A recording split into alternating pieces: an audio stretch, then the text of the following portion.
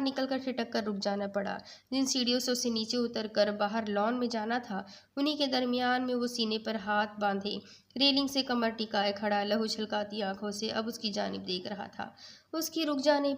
उसके रुक जाने से शबनम भी नीचे उतर गई। वीरा ने एक शोला बार निगाह उस पर डाली और अपना सर झटक कर उसे नज़रअंदाज करती अपनी मैक्सी संभालती सीढ़ियां उतरने लगी। वो जो 5वीं सीढ़ी पर खड़ा था, उसके सर पर इस कदर जुनून सवार था कि अपना दायां पाँव वीरा के पाँव में अड़ाया। आह! एक दिलखराश चीख के साथ वीरा बल खाती सीढ़ियों से नीचे उतरी। शबनम वीरा की जानिब लपकी, पाँव मुड़ चुका था। रेलिंग लगने से माथे से खून की लकीर भी निकल आई थी।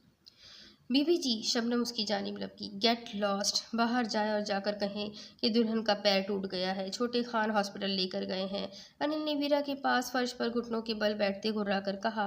शबनम बी को कहा तो वो गड़बड़ाकर बाहर निकल गई। वीरा ने बुरी तरह रोते माथे पर हाथ रखा, पाँव